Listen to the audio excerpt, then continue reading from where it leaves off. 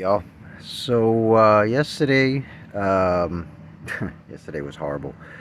Um, this is the foam um, backing of my homemade ballistic vest. So what you're seeing here is, I'll post some pictures and a better video of this, but essentially I took a life preserver vest, I think it was body glove or something like that, and I cut out this foam, which this foam is the diamond plate that they use for playgrounds and dojos and stuff. So and then I glued it with 3M adhesive, automotive adhesive glue to the to that foam, and then glued the vinyl to the foam to the front and the back. And then yesterday what I did was I sewed. I can't sew for shit. So essentially sewed all this edge all the way around. I plan to use the whole roll. And then once I've sewn like a nice solid little line to, you know, sew back and forth and stuff, and then cross and then really attach it very, very well, hopefully. It does look really cool when I put it on. It fits nice and snug. And so let me explain to you how this is going to work. Essentially, you'd have your foam, which hopefully this would be enough foam to not break my ribs if I get hit with a rifle round or something. Because sometimes it's just the kinetic energy of that, you know, even though it doesn't penetrate, it still disperses a lot of energy into your body. So the idea would be a hard foam in the front and then a softer foam in the back to really absorb any impacts. Because what's the point if, you know, you break a rib, you're out, you know, or a clavicle, a bone, anything, you know, it's better to be safer than sorry. So again, this is hopefully would be enough padding. I know I said rifle rounds, so the idea of the carrier that's going to go on top of here, if you notice there's a lot of extra material.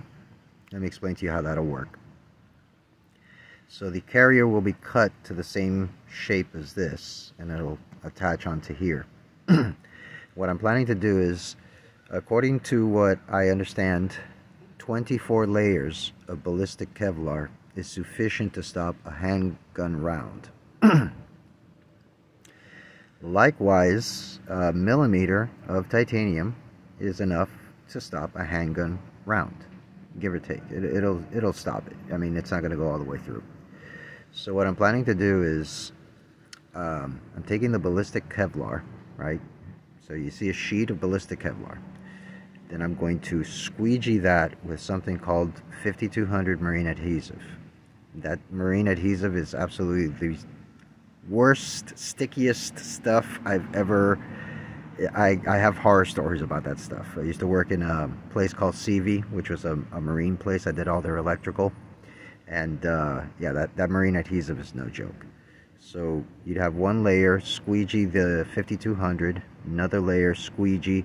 So I want to get it not necessarily 24 layers thick, but at least the same thickness that it was prior to the 5200. So it might be maybe even half of that. I'm not sure. But I don't want to get it too thick. If it's ridiculously thick with 24 layers, that's going to defeat the purpose. So let's get it to a certain thickness. Then I'm going to put perforated titanium, 1 millimeter of perforated titanium on top of that structure. Cover that with the 5200. Then put another several layers, whatever the layer on the bottom is, put it on top. Then put another perforated titanium. Then put another layer of Kevlar and another.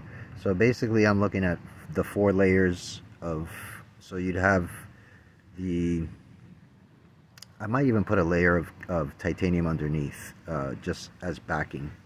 So it would be 1 layer of perforated titanium, the whatever layers of Kevlar, which are covered with the 5200. So everything would be mechanically attached to each other with the 5200 in between each layer. So you'd have again, the titanium, the Kevlar, the titanium, the Kevlar, the titanium, the Kevlar, and then the titanium. So Once all those things are layered up, what I'd like to do is get a nice press and just compress everything down. I mean, if I had a 100-ton press, would be fucking fantastic, because I really would want all those layers to really, like, just, you know, I wanted to see the 5200 ooze out the side. Like, I really want it, like, physically attached. But I'm going to end up using clamps and probably some, maybe like a small 20-pound hydraulic press to press everything together. The idea would be, once everything is pressed together, leave it like that and let it cure for maybe about a week or something like that.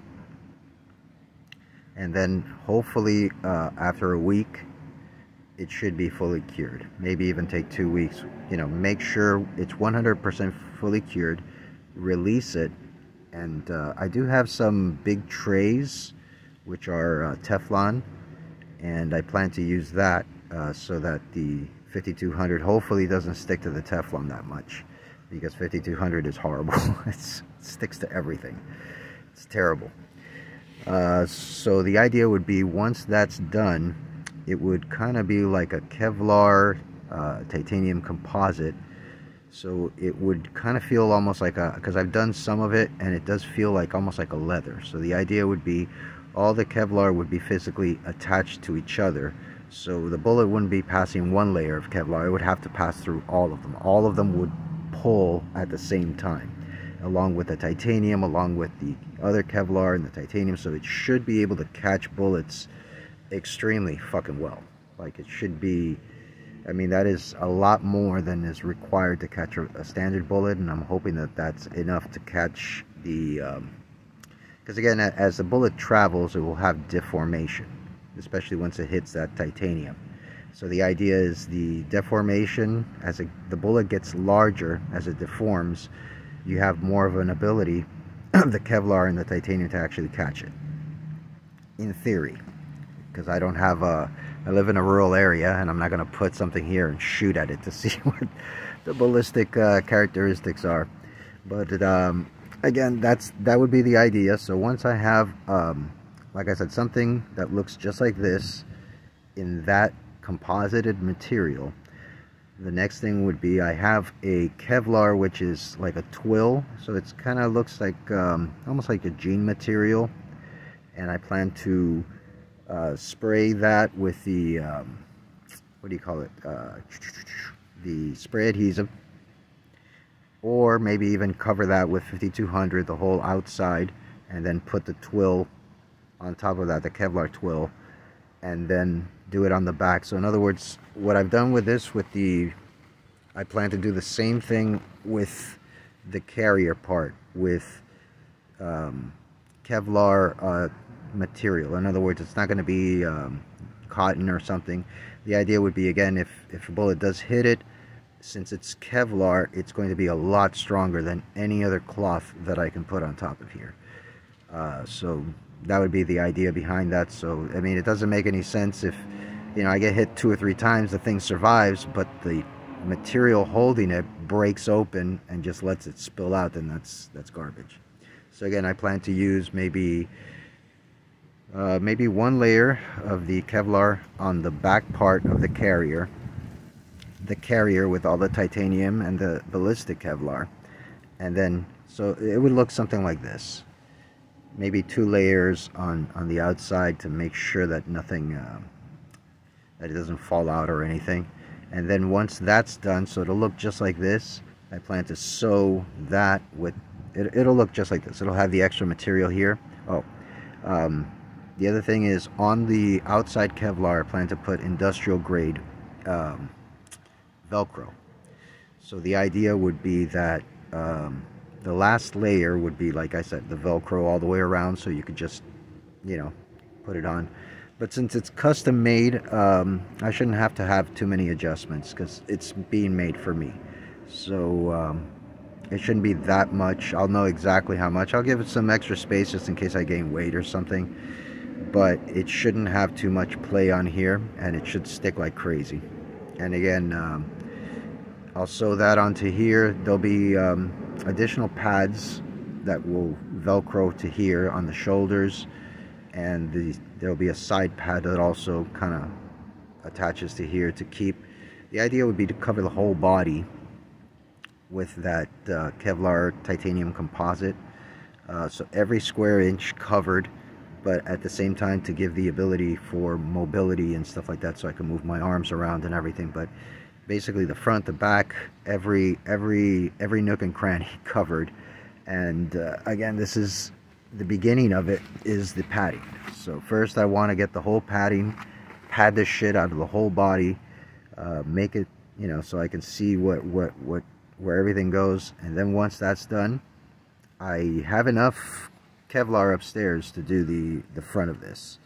And again, I think that the four layers of 24 layers each, plus the 1mm titanium, so you'd have 4 millimeters of titanium and a shit ton of layers of the Kevlar, and that should, with the 5200, it should stop a rifle round. And again, I thought about using tiles, and it could work with tiles as well if you don't want to use the titanium. I thought do the Kevlar, those cheap mosaic tiles that they sell in, you know, Walmart or whatever, not the Walmart, Home Depot or Lowe's. So set one layer of Kevlar, tiles, another layer of Kevlar, tiles, another layer of Kevlar, tiles, another layer of Kevlar, and then do the same thing, kind of compress it, everything physically attached to each other with and the idea I like about that is that as a bullet travels, it hits the Kevlar, hits the tile, cracks this tile, but it might not have enough energy to transfer down and crack all the tiles. And I kind of really like the idea of that, because also the 5200 and the Kevlar will mechanically attach everything, so if this tile breaks, the chunks are still there, so you still have the opportunity of catching more rounds. But the problem with that is that there's a weight penalty, and I don't want to make this soft armor too heavy, so I'm planning on using the titanium instead. It's a little bit more expensive than the mosaic tiles. Actually, to be honest with you, it's about the same price, because one of those big, it's 100 by I think 300 millimeters of perforated titanium costs 14 bucks, and the mosaic tiles cost about 14 bucks for a panel. 10 bucks, 14 bucks, depending which ones you buy. But so for the cost and for the weight, I think I'd rather just use the titanium. And again, the titanium will be arranged, you know, I'll put all those plates on there like 1 millimeter thick. Then what I plan to do is probably take like a thin stainless steel wire and just run it through the whole thing, so it'll be a steel and titanium kind of like composite. I'll sew it all the way through all the different weaves, then put the Kevlar, then put the other one. So I have to sew these things first, the titanium ones, and also cut out the Kevlar so it fits perfectly. And then once I have all those sheets of everything, then I'll go ahead and I'll 5200. 5200 does have a very long cure time, so it could take me like, you know, several hours to do it. It doesn't matter, it's not going to cure. And then once all those layers are, you know, attached, 5200 attached, 5200, I plan to get them on a press.